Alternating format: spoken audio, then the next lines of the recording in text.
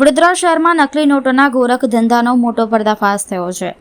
HDFC બેંકની એક બ્રાન્ચમાં જમા થયેલી 500 રૂપિયાની 20 નકલી નોટોથી શરૂ થયેલી તપાસમાં પોલીસે 6 આરોપીઓને ઝડપીને કુલ 85 નકલી નોટો કબજે કરી છે।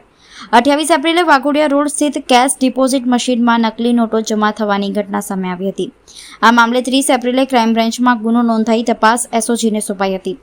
ટેકનિકલ અને હ્યુમન સોર્સના આધારે પોલીસે એક બાદ એક આરોપીઓ સુધી પહોંચ મેળવી હતી।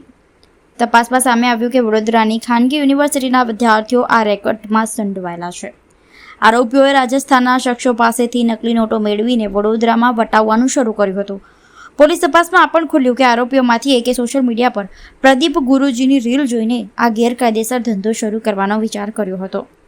પોલીસે આરોપીઓ પાસેથી 500ના દરની 85 નકલી નોટો, ₹2.27 લાખ રોકડા, એક કાર અને 5 મોબાઈલ ફોન સહિત કુલ ₹11.89 લાખનો મુદ્દામાલ કબજે કર્યો છે। મુખ્ય સપ્લાયર મનોહર ઉર્ફે મુન્ના ગુજ્જર હાલ ફરાર છે અને પોલીસ તેની શોધખોળ કરી રહી છે।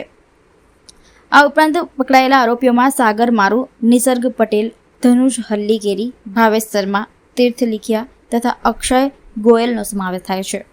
પોલીસે તમામ આરોપીઓને કોર્ટમાં રજૂ કરીને વધુ તપાસ હાથ ધરી છે।